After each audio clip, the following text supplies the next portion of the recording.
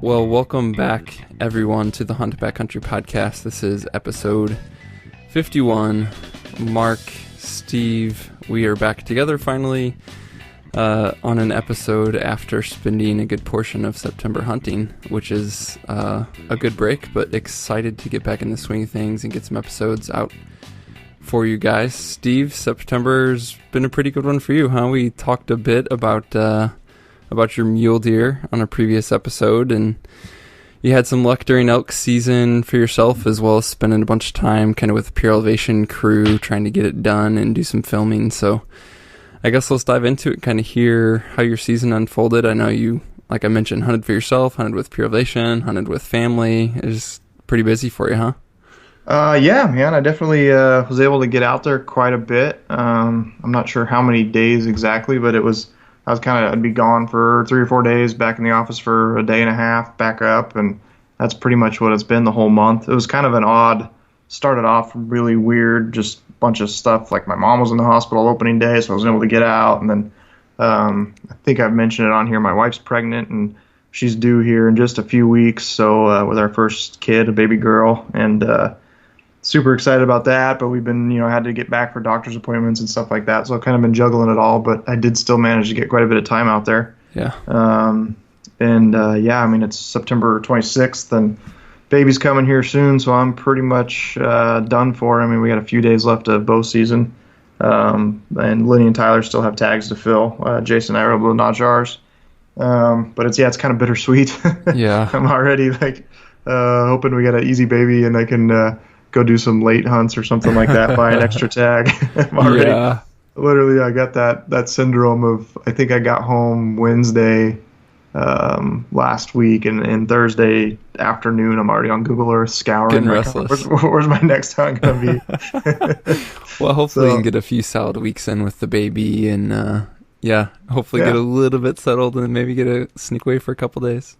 Yeah, we got a late deer, and you can also hunt elk through up till November 30th. So I'm optimistic that things are going smooth at home when I can get back out there. But frankly, it was kind of a crappy month for elk hunting, as far as didn't have a whole lot of those epic screaming encounters, Yeah. It was, I'm trying to replay this all in my head now. There's so many different hunts in the whole month so far. But basically went up opening weekend, and it was pretty crappy. Really, really bad hunting, warm weather, nothing was talking. And then so I left. I think that was only a 2-day trip. And then I ended up going back by myself to an area that, nobody in their right mind would look at this country for elk. It's a place I've been to 3 or 4 years ago. I was actually scouting for deer, and just this crazy, rocky, cliffy, nasty country. And I remember I'd randomly seen 2 nice bulls living up in this basin. And it was kind of early in the month, and I just had time for a 2-day hunt. And I was going by myself, and I was like, you know what, I bet you one of those bulls still is living. It's such a remote place, and there's just such an oddball chance of someone going in there and killing one. Could have got killed late season or something. But anyway, so I go up there, and it was pretty much crap. Wasn't seeing elk sign, and then jumped. You basically hike in one canyon, kind of summit over this peak, and drop into another canyon. And I dropped into the other one. That morning, finally heard a bull bugle way off in the distance, and I've kind of been, I'm not the best elk caller. I think I sound pretty decent bugling, but I definitely, I was kicking myself for not going back and really reviewing our podcast with Corey and Paul Medell, Elk Nut. Yeah. Because I definitely, I don't know, I've never had great consistent success calling in bulls. So on the solo hunt, my plan was, if I got a bull talking, I was just going to shut up and sneak in on him. Yeah. And it literally that second morning there on that hunt, I had a bull screaming, not screaming, but he was just bugling every 10 minutes. He was about 400 yards down the canyon from me, and it's real, just steep, rocky, and then just kind of this meadowy bottom that's only a couple hundred yards across. And then so I just started kind of working down through the timber and clearings, and just shut up, and I just hear him bugle, and I'd sneak a little closer, and finally I got to a point where I get to the edge of the trees, and he's out in this clearing 100 yards away, It was like 97 yards or something right when I ranged, and he's freaking. I swear it's the same bull I saw I think it was 3 or 4 years ago. Really? And he was bigger. Back then he was like a 300 bull, and now he was right in that 330 area.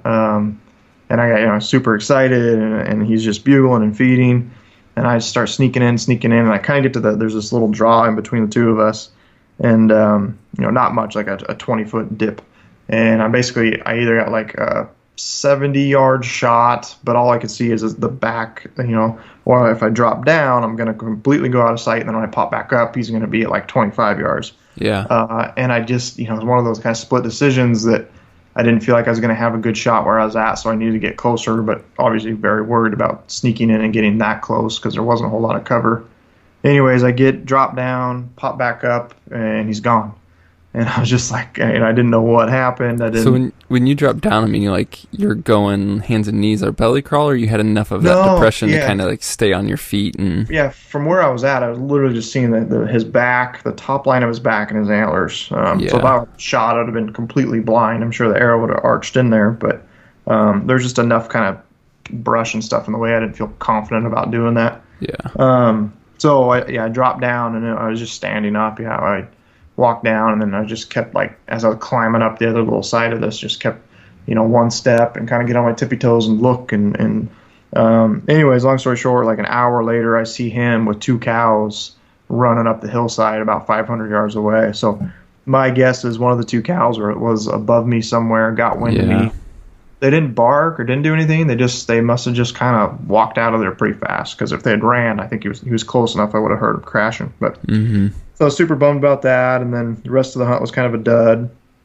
And then we went back on another hunt. It was me, Jason, Tyler, and Lenny, and backpacked into one of our favorite spots that we've had really good luck in the past. And it was terrible hunting. It was still like September 8th or 9th, early in the month, and just not a whole lot of talking going on. The elk, it had snowed. Tyler and Lenny went up 2 days prior to us, and it snowed like 4 or 5 inches on them. And in our experience, and at least the country we hunt, when it snows, the elk really change their behaviors. They kind of go like almost winter mode, like they move down lower, get on the south side of the slopes, and kind of hang out where there's no snow and in the sun. And that definitely happened on this hunt. We were pretty high, and I thought the elk were still going to be there, but by the time we got in there and figured it out, they were definitely down the canyon from us.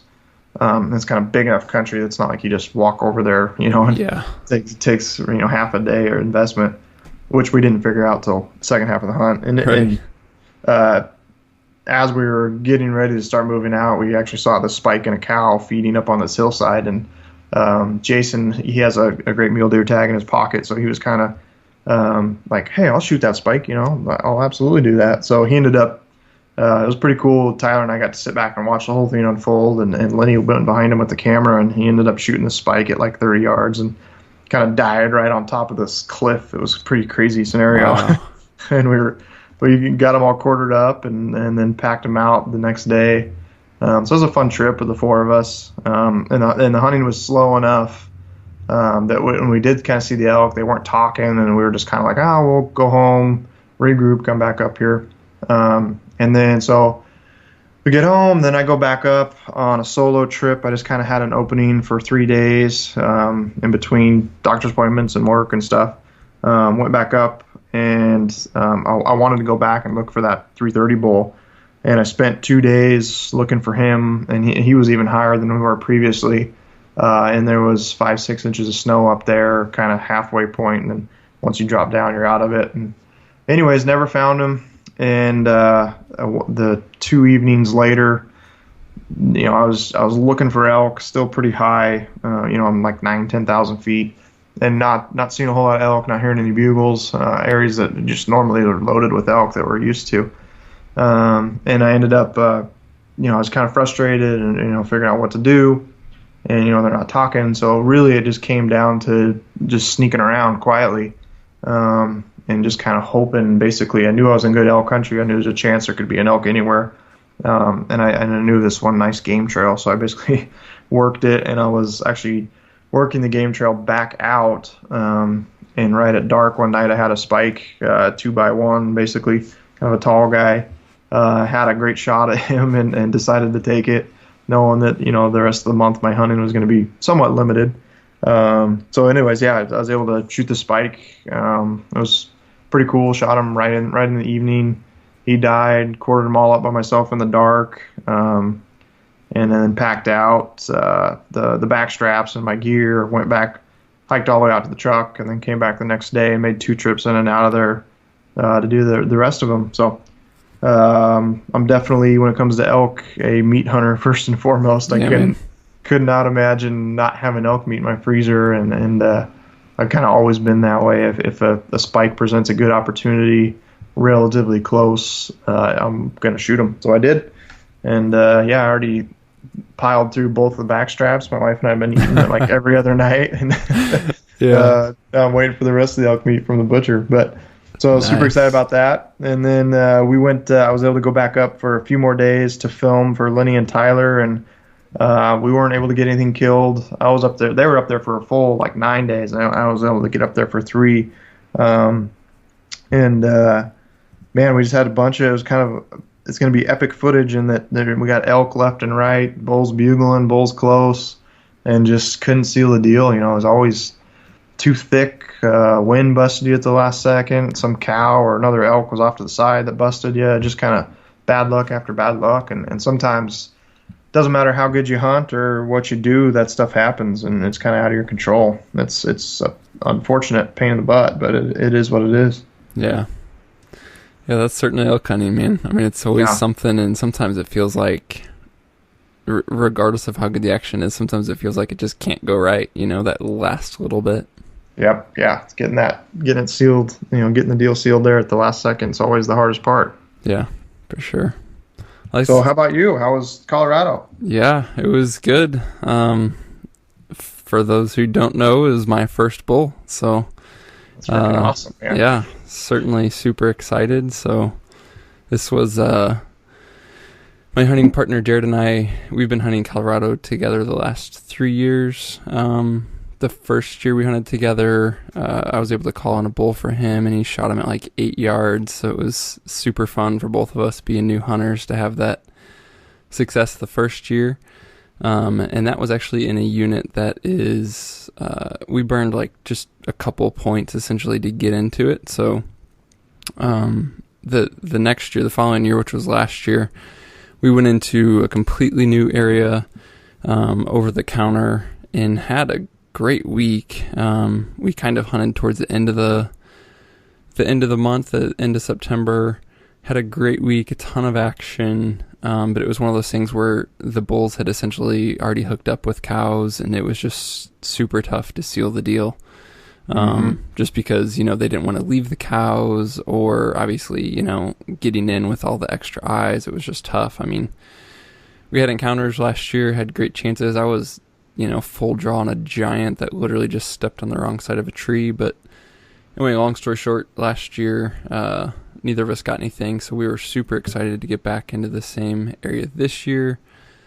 Decided to go a little bit earlier, actually a fair amount earlier, between the bulls being kind of herded up with cows as well as some work schedule stuff. We packed in essentially on Labor Day, so we were hunting, kind of the second week of September there, and the week started off great. I mean, we packed in, got camp set up the very first day, kind of had time for an evening hunt, and we didn't even really set out to go on a hunt. Our main goal is to catch water, because our camp is quite high on this ridge, and there's not a great place to get water. So we kind of hiked down to this hole, and it's a hole that has good water, but we had encountered elk there the previous year, so certainly we're gonna take our bows with us. And on the way down, we actually bumped some cows. Then we filled it with water, and then on the way back up, it was, getting close to evening time, and a bull just starts firing up. And so we're super stoked, first night, we hadn't called, we hadn't done anything, and bull's just screaming. So right away, we're we had carried probably at least 12 liters of water.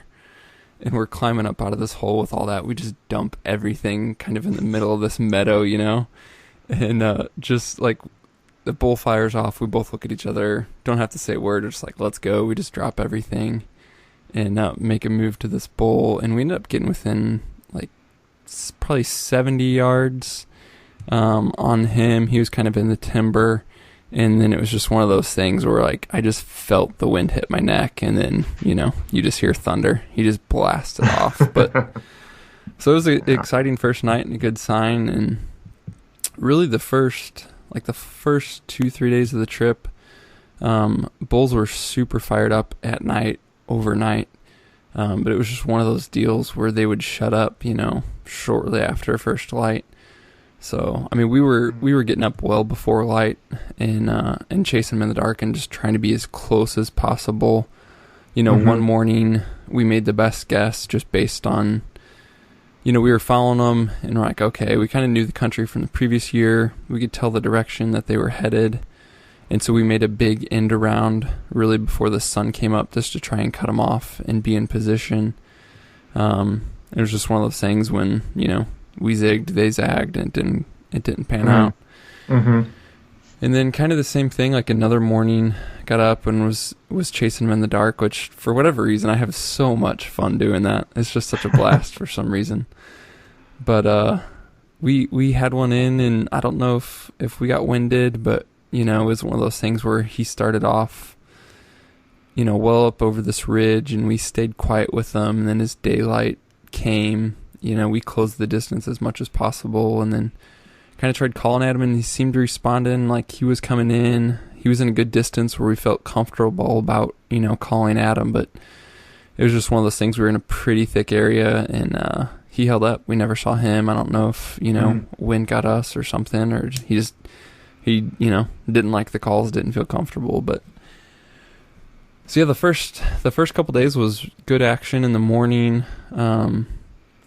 The one evening, we were just kind of working up towards this ridge, and I bumped a satellite. It was kind of weird. He just kind of crossed this trail right as we were. I didn't even really bump him out, but we kind of caught each other at the same time, and he busted out, and Jared was behind me and kind of bugled at him.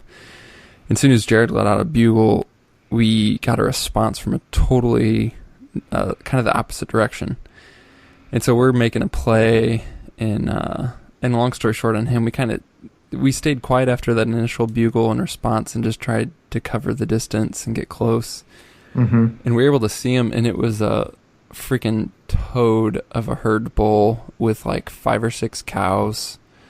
And as we had worked through the timber towards it, we essentially got pinned. There was an opening between us, and then, with 5 or 6 cows, it was like, there's no way we can sneak in. He was on, kind of like the opposite side and pretty far away. The cows were a decent distance, so we didn't feel like challenging him at that point would prove fruitful. If anything, it would just kind of push him away and take the cows. We weren't like in that distance where I would think we would be a threat, Mm-hmm. So that, and it was the evening, so it was kind of towards last light. So essentially we just kind of had to watch them, hopefully get intel on where they were going. But it was just cool, man, watching him work like 6 cows, and he was just a beast, big old sagging belly, and it was a blast. Yeah, it's always awesome when you get a chance just to watch, sit back and watch them interact and do their thing. Yeah, definitely, for sure. Definitely can learn a lot as well doing that. Yeah, it was one of those things where it's like, if we make a move, we're just going to do more harm than good. So yeah, we literally just kind of stayed there, and they were essentially working away from us over this top. So it was like one of those things where at one point it was last light, and he was kind of silhouetted on this ridge and just screaming and working the cows. It was really cool. That's awesome. Yeah. So yeah, after the first couple days though, like things started slowing down. It was warm, like upper 70s. It got super gusty, pretty sustained winds. Got to the point where it was like, I felt like us calling was almost pointless. I felt like even if the elk were talking, we weren't hearing them, but I didn't think that they were talking anyway. It was just, it got kind of frustrating with a couple of days of that in a row. It's just warm and windy. We went like a solid more than 48 hours without seeing or hearing an elk. So it was one of those things where it was like the first 3 days were solid. We had encounters, you know, we felt like we were building momentum, and then all of a sudden, boom, elk are, you know, seemingly hit the brakes. Yeah, it was just dead. So, I mean, we tried everything. We covered ground, but then the winds were so switchy. So then, like, you know, one of the afternoons, like, let's just split up and go sit wallows. You know, it was one of those things where it got to the point, like, the 4th, 5th day, it was like, crap, what do we do? You know? Yeah. Oh, yeah. Did you have a plan B place? Like somewhere you could hike out and move into? Yeah, so we were discussing that. We didn't have anything that we had put boots on the ground scouted. Mm-hmm. We had some places where we'd kind of thrown, you know, pins in the map, if you will.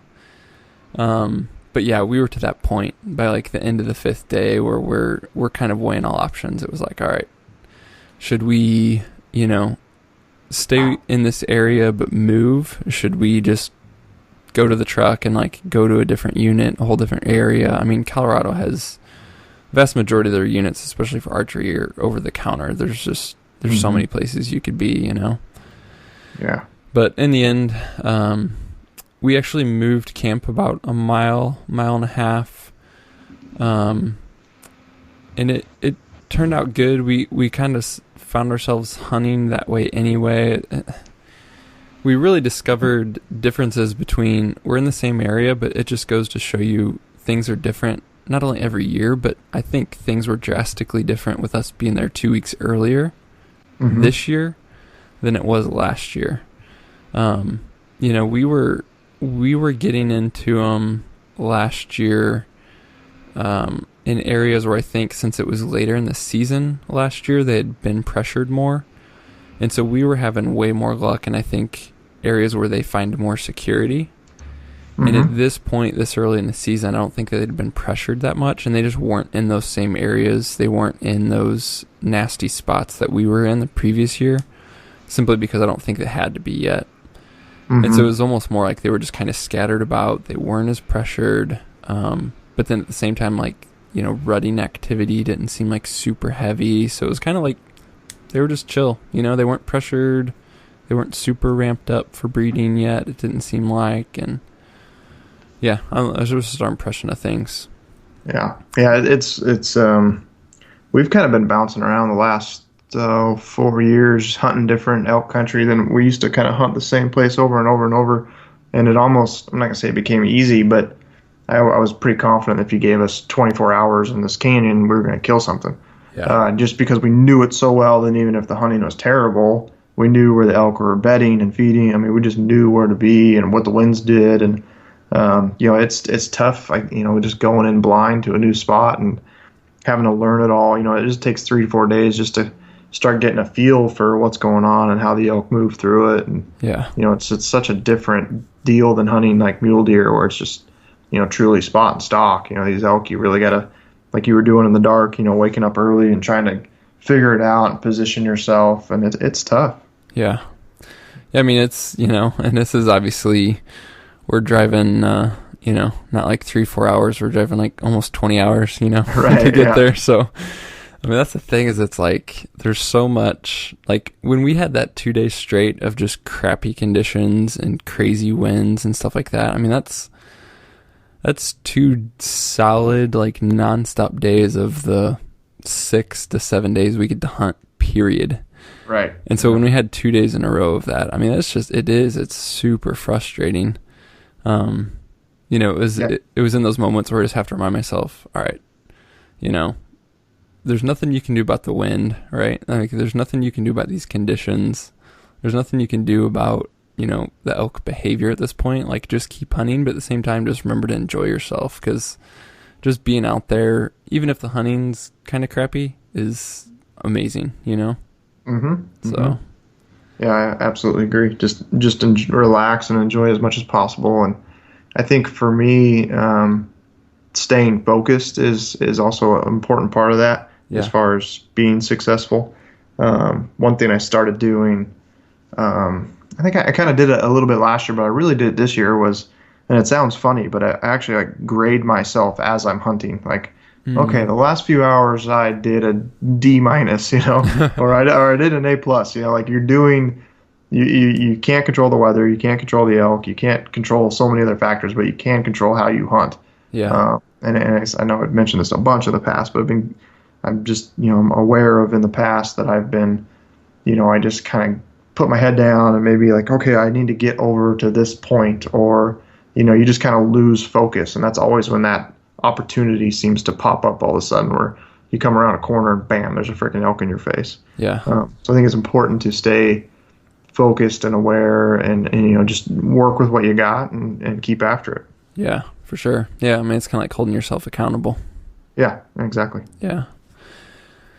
Yeah, so I don't know, man, it was just crazy. So anyway, long story short, we get to, we decided not to leave the area altogether, which we seriously considered. And we essentially get down to the last day of the hunt.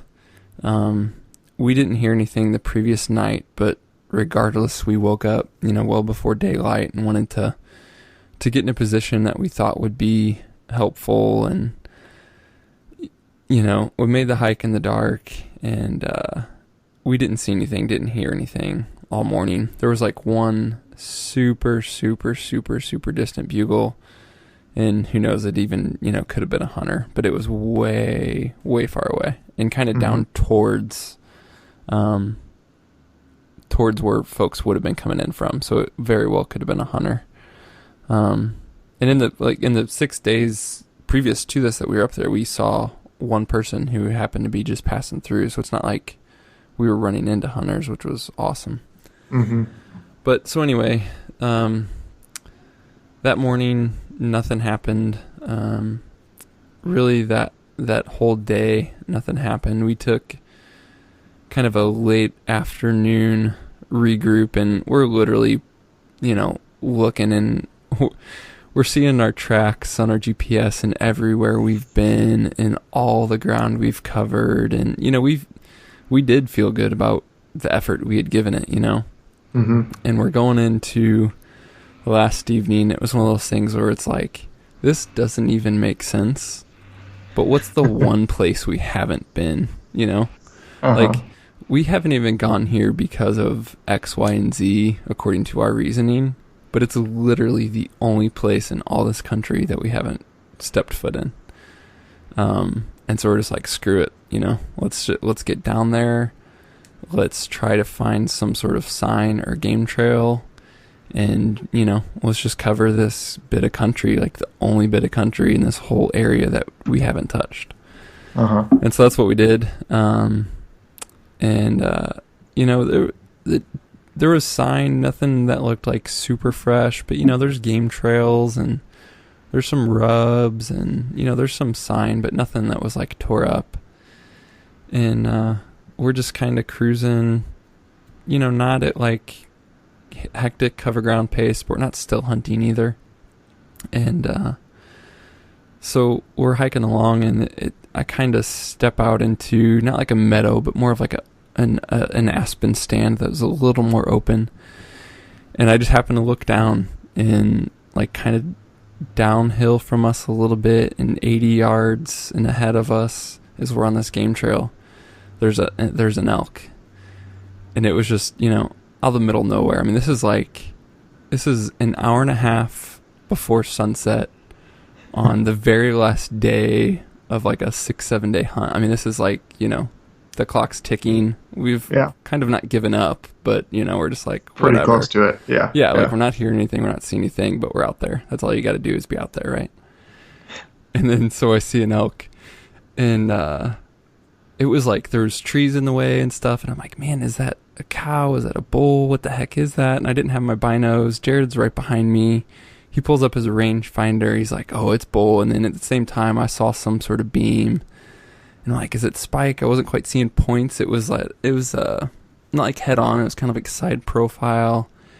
And he's like, I think it's legal because in Colorado, you got to have 4 points per side for where we're at. Okay. And so it's 80 yards. And I had already really made the decision before I knew it was bull, before I knew it was cow. Like, I don't care what it is. I want to get closer and, take a real look. And even if it was a spike at this point, I was like, let's go play, let's go have some fun. Let's see how close we can get something. And so in my mind, I was like, we're going after this elk regardless. We might not be able to shoot it, but we're going after this elk. And so we kind of stepped back a little bit. It was kind of in a little bit more into the timber that we had just walked out of. We stepped back into that, kind of dropped downhill to get to the same elevation that it was. And then, Jared sends me up to go be shooter. I was kind of leading and spotting it, and he's kind of wanted to pay me back ever since I called his bull in for him anyway. So he's more than gracious and definitely wanted me to go take the lead. And so he kind of stays back in this timber. We both kind of drop down to the same elevation we thought it was, and then I kind of come more forward towards the elk. And at first I'm not seeing it at all where I thought it was. And so I'm kind of scanning and looking, and I'm like, man, there's no way it busted us. The wind's good. And right about this time, Jared makes his first little cow call, and it was like all at the same time. Jared hits a cow call, and I spot the elk. And as soon as I spot the elk's staring right at me. And I'm like, oh, crap. Am I busted, or is it looking because it saw the cow call? It just all kind of happened at the same time. And so Jared's cow calling a little bit, and definitely has the elk's attention. I'm seeing it, and I'm like, oh, yeah, legal bull. So I'm pumped. And it's just kind of standing there for a minute and, checking things out. I'm just dead still, and as soon as it takes a step, there's a fair amount of aspens between myself and the bull. As soon as it takes a step, I just draw my bow. And I have no idea how this thing's going to come in, if it's going to come in or what. And it's probably 60 to 70 yards away at this point. But so I get to full draw, and it takes, 4 or 5 steps and kind of stops. And it's kind of still looking straight at me, and it was coming right at me. And it just kind of stays, there, and it's just kind of staring. And, it's so hard to judge how long, it's looking, and the whole timing of all this. It felt like an eternity, and it happened so fast all at the same time. But, I could tell it's not like committed, and it's standing there, and then, Jared hits a call, and whatever reason, it's interested again. It takes maybe another 6 steps and kind of hangs up. It's not bugling, no nothing. Mm-hmm. And it holds up again, just kind of standing there. And then for whatever reason, I could just sense and see the change in its demeanor after it kind of came a little bit closer and then waited that second time. I could just see in its demeanor, okay, it's committed. It's coming. I just saw it change. I just sensed it for whatever reason.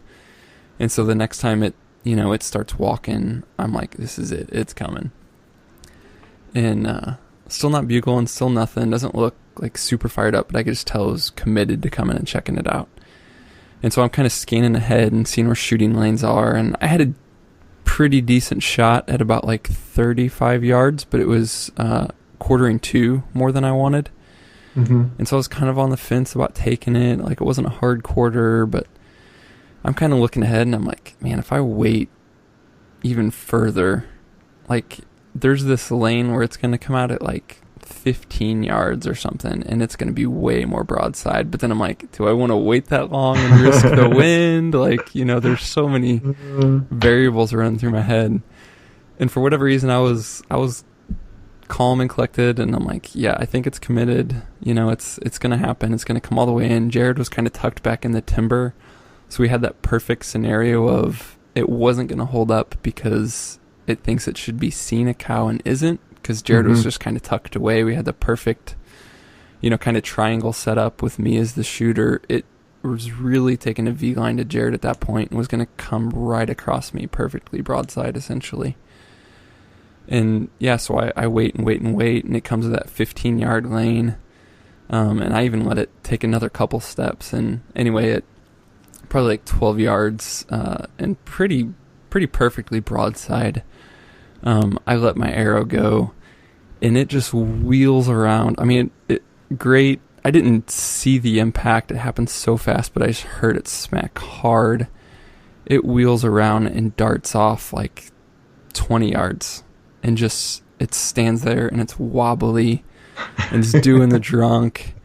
and its head's bobbing, and it's kind of butt to me at this point and facing away from me, and I can just, there's like some brush in between us a little bit and stuff, and I see its back wobbling, I see antlers just bobbing side to side, and I'm like, oh, you're going down right here, you're going down right here.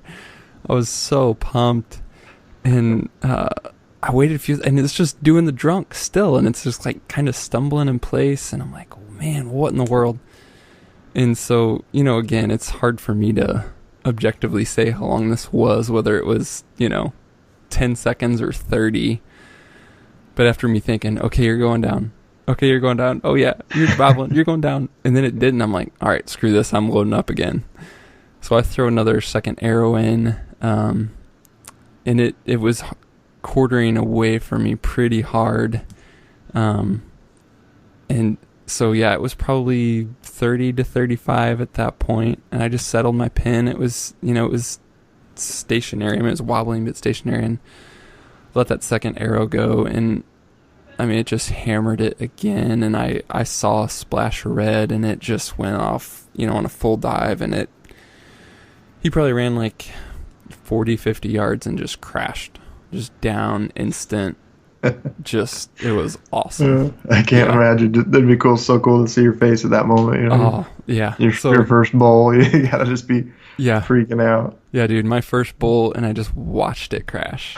Oh, I was just so pumped. When I turn around, Jared's like right there, and he has like his bow and release like ready to go, and I'm like, what in the world? Well, so the funny thing was, when I released that first arrow, he couldn't see all this, but he heard it hit. He's like, oh yeah, dead elk, you know. Mm-hmm. But then where the elk ran to, Jared kind of got a glimpse of it then, and Jared was like, well, I know Mark just shot this bull, so was there another bull down there? So Jared was coming down to make sure that like there wasn't another elk that he could shoot, and like right when he kind of got like close enough and towards me is when I let my second arrow go, and it took off. So it was pretty funny that, because he was making sure like there wasn't something else. He was like coming down to get the sloppy seconds or something, but it was the same bull. So it was pretty funny. But that's awesome. Yeah, dude, it was cool. It was so cool. So this was, you know, by the time, you know, we didn't have to obviously wait to recover him. He was down right there, and when he crashed, he was just done. And so we had a, you know, little moment of celebration there, and then got to go recover him right away. And then, you know, it was amazing to walk up on my first bull, and at the same time it was like, all right, sun's going down quick, we better get to work, you know. Mm-hmm. So it was a blast, and it was probably, we had like 40 minutes of light left, and then just finished everything out under the headlamp. And dude, it was awesome experience. And then, you know, it was absolutely impossible to sleep that night. I mean, the elk was taken care of. We were all good to go. It was perfect. We had the meat, you know, processed and hung, but it was still, I was just so amped and like replaying it over my head. And oh, it was awesome. So had those, you close your eyes and the image just start playing like it's burned in your retina. Yeah. Yeah. Just highlight reel, man. Just a highlight reel. So that's freaking cool, man. Well, congrats. Yeah. First elk. Yeah, it was exciting, man. It's all easy from here. Yeah, for sure. So, yeah, it was cool. It was nice to not have to have that anxiety of him running off and then like waiting an hour to make sure we didn't push him or something, and then blood trailing in the dark or something like that. It was just awesome to that was like have the him crash ultimate. Right there. The ultimate is to just shoot something close range and then just see them fall down in sight. I mean, it's all of those, the adrenaline and everything pumping at once, and then you don't have that immediate letdown of, like, I said letdown, but oh crap, you know, it didn't hit him well, what's going to happen? Yeah. So that's pretty cool. Shot him at 12 yards, and he ran like, you know, maybe 20, 25, and then put that second arrow in him. That second arrow, especially since he was quartering away, it was almost a reverse frontal. So I hit him like behind the rib, and then it came out almost like a frontal. Mm-hmm. And it was just, I mean, it was quite the scene, you know. It was quite the scene, because as he was running away, you know, at that point, since it came out frontal, it was just pumping out in front of him, and it was just, it was crazy. Hmm. So how far was the pack out the next day? So we were probably between 4.5 to 5 miles from the truck. Okay. So that night when we went to camp, we each took a bit of meat just up to camp, just to not waste a trip. And then the next day, you know, first thing, we had them in a great spot, and it was cool in the evening, but at the same time, it was one of those spots where, you know, once the sun got in there and it would get decent sun exposure, it could warm up. Mm-hmm. So we wanted to make sure we get on it first thing in the morning, which we did. And we had the pack goats. So we had 3 pack goats with us. And we could do a whole show just talking about hunting with these goats. It was quite the experience. They did awesome, but it was just so different. Like, we would just keep them right with us the entire time while we were hunting. Not on leads or anything. Like, literally when I shot my bull, they were between me and Jared, just kind of milling about. It was just it was crazy. So yeah, we were able to use the goats. So we that next morning we got the whole bull out in one trip, between myself and Jared, and using the goats. So yeah, the goats, we had them with like 35 pounds each, so more than 90 pounds of meat that we didn't have to carry. So yeah, when we picked Jared's bull out, Jared and I did it in one trip, just between the two of us, and it was freaking brutal. And so this, with some meat, and I had the head and all that, of course, but still it was like maybe like 75 pounds. It's like, dude, this is freaking nothing. Piece of cake. Yeah. So it wasn't bad at all. And awesome. Then I got the bull out in one trip, and then had to make another trip to get back up to camp, and get everything else out. But yeah, dude, it was, obviously your first bull is always special, but just the way that this came together, and literally being the last night with an hour of daylight left, and just not hearing it or anything, and just spotting it, and then working in, and then, Jared, called, and it, like I said, didn't bugle, but just came in perfect, and then just to shoot it at 12 yards and see it crash. It was just is an awesome memory for sure. Yeah, it was a perfect first, successful elk hunt for sure. So after it's been a couple weeks and you reflect on it, what did you learn this year versus last year? Just kind of more experience and getting out there. Yeah, I don't know that it's one of those things where I feel like necessarily I'm like leaps and bounds like a better hunter than last year, or like one piece of knowledge that helped. I think it was just accumulation of all kinds of things. Obviously the way that it played out with this trip, the most important lesson as I look back on it was just to keep hunting. Like always just keep hunting. Like I said, I mean, the days before this, we went, a stretch where it was more than 48 hours without hearing or seeing an elk. And dude, I mean, when you drive like 20 plus hours and then you pack in, and then it's like day 4 and 5 and you haven't seen or heard a thing, and you got a wife and kids at home, and you're like, what am I freaking doing out here? Like, you go through all those mental battles. Yeah.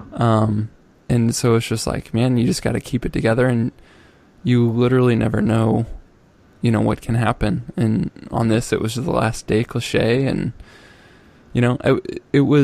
I had not given up hope, but I was not going into this last night going, oh yeah, this is perfect, we're gonna kill a bull tonight, because there was no action. Like, we hadn't been seeing stuff, we hadn't been hearing stuff, conditions were tough, so it was like, but like that morning, we were up before dark and trying to put ourselves in a good spot, and that day we hunted hard, and that night, despite probably in all realistic, measure, not expecting much, like you just got to be out there, and we were out there and we covered ground and it worked out. So like that was the most important lesson, is just to literally don't give up until the hunt's over, and don't stop hunting and until the hunt's over and you literally have to go home, Yeah.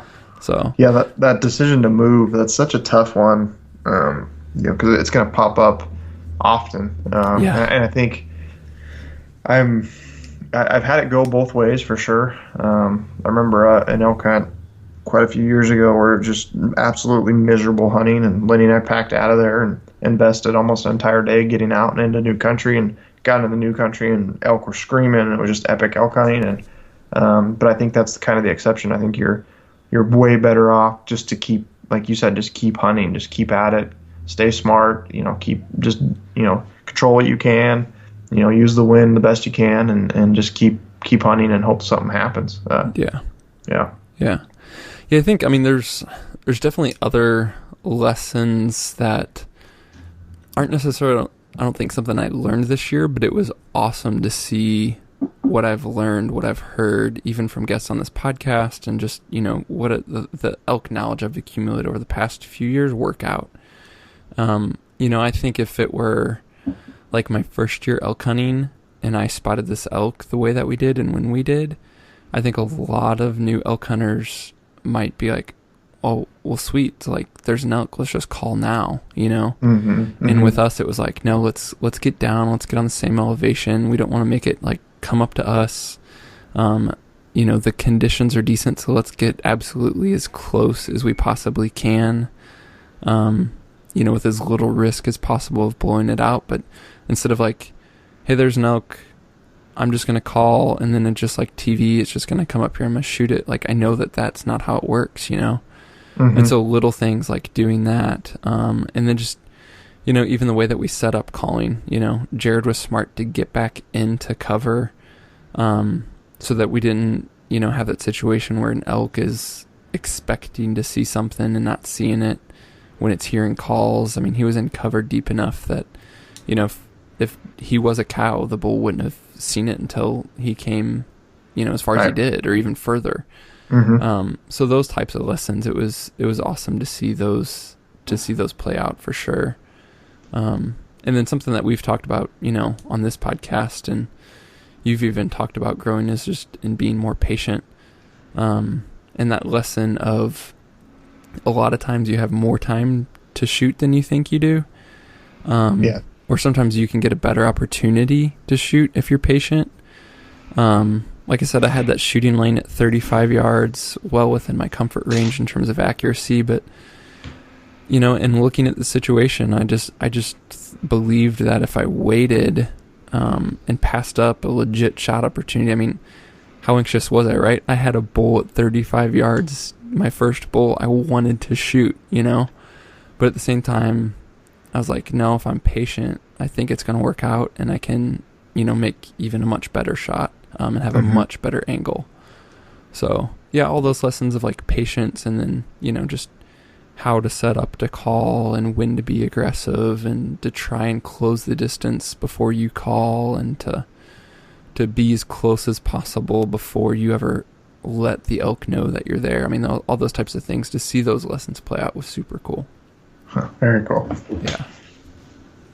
So, it was exciting, man. Had some fajitas tonight for dinner. It's eating good. Perfect. Yeah. Perfect. So, I got moose chili in the crock pot as we speak, and rounding up the last little bit of my moose meat, and then I'll be on to my elk meat. So. Very nice. Very nice. Yeah, it was exciting. I was hunting the previous few years. It does, like, it was wearing on me this year. It was like, am I going to be that guy who hunt? And honestly, I'm not saying this like it's a bad thing. I think it's reality more than people want to hear about, especially for non-resident hunters who get out to literally hunt like 6 or 7 days a year without scouting, especially. Yeah. But it was like, am I going to be that guy that it's going to take like 7 or 10 years to kill something, Yeah. Because like there's plenty of guys that's the story. And you know what? I don't say that to knock them. I say that because I think it's freaking awesome. Like that you stick with it that long. Keep like good on you. Yeah. Yeah. Yeah. As you were telling the story, I was like, I can't imagine, that day 5 and the hunting's been terrible and slow, and that all the doubt that's going to come in, and the mental battles that we're playing, and are you going to move spots and lose a day hiking in somewhere new that you don't even know, and it's there's so much of a mental game to it. Oh, so much mental game. And then I was like, we if we got up like it's super super high in this area, we could get really spotty cell service. and so I got to call my wife a little bit like in the evenings and all that, which I do, fine with. But there was one of the days we were out just covering a crap ton of ground. We were at the highest point in this whole area, and I'm like, oh, I bet I have service. And it was time-wise when after my kids were home from school and would have been awake, and I hadn't talked to them in, like 5 days or whatever. And so I call and I talk to my daughter, who's like 7, and of course she's like, Dad, it feels like it's been a week already. Will you come home now? And I'm like, this is like in the midst of like crappy hunting, and I'm literally like, I'm so glad I talked to you, but that was like the worst thing to say to me right now. Like, just being a softie and having 2 young kids at home, and then your 7-year-old like, Dad, will you come home now? And I'm like, oh yeah, all right, we can do this. Couple more days, it's funny. So that's impressive. I think I would have caved. Yeah. So, yeah, it was a cool trip. I was certainly, I had down moments for sure. It was one of those things where, the last podcast that we put up before we left on the trip was when I was talking with Josh about the mental battles of backcountry hunting, and so I'm literally like having these down moments going, you just did a podcast about like staying strong and not giving up and, stuff like that. It was, taking my own medicine. Yeah. So. Well, you stuck it out, and at the end of the day, it worked out, and you're eating elk fajitas. Yeah, man. It's super exciting. So we, 2 for 3, so that's not too bad for a couple of newbies coming from Missouri the Midwest. Yeah, not bad at all. 2 for 3. So I figure if we double up next year, we're actually 4 for 4. So we're just going to double up next year. Yeah, batting 100. Yeah, man. So, yeah, super exciting. Yeah, so that was, I felt like I rambled, but that was that story. Hopefully you guys enjoyed it, and especially just for you guys who hunt out of state, come from the East or the Midwest and hunt out West, whether you're new to it or have been doing it for a while, just keep at it. It'll all be worth it for sure. So, yeah, so in terms of everything else of the podcast, thank you, listeners, for being patient with us while we have been away hunting a good portion of this month. We are super excited to get back to it. We have some awesome guests coming up. Actually, one of the guests next week, we will be interviewing a gentleman named Andrew Skurka, which unless you're like super into backpacking, you probably never heard of. He's not a well-known hunter. He's actually an incredibly well-known backpacker and adventurer and outdoorsman who started hunting in the past few years, but we want to talk to him. He has done just unbelievable stuff in terms of long-distance, self-supported adventures, backpacking style. I'll let him talk about it, but he's done like Alaska Yukon expeditions on routes that weren't even routes. Like, he's just made up his own stuff and gone for months at a time, self-supported. And so he's just an absolute beast of an outdoorsman, backpacker, super knowledgeable about gear. So we're going to talk to him about that, as well as his recent adventures into hunting. So some awesome guests lining up. As always, guys, just appreciate all the feedback. If you have any questions, comments, or feedback, be sure to shoot us an email to podcast@exomountaingear.com. And if you're enjoying the show, we'd love to see your review on iTunes. You guys have been killing it with that. It's super helpful, and we really appreciate it. What else, Steve? Oh, also, since it's, hunting season's in full swing, we've been getting some awesome photos and stories of Exo Mountain Gear customers, but really any of you guys, even if you're not an Exo customer or an Exo user, we'd love to hear about your season or see some photos, so go ahead and email us to photos@exomountaingear.com. What else am I missing, Steve? Is that about it? I think you got it pretty well wrapped up. Yeah, nailed it. We're nailed it. Post September here, and things time slow to get back down. to work, right? Yeah, time to get back to work, and excited for baby girl coming. Yep, that's super exciting, man. Yeah. Super exciting. All right, listeners, as again, we always appreciate it. Hope you enjoyed these stories tonight, and definitely let us know how your season goes and shoot us a picture. Photos@exomountaingear.com. We'd love to see it, and we will catch you guys next time. Thank you.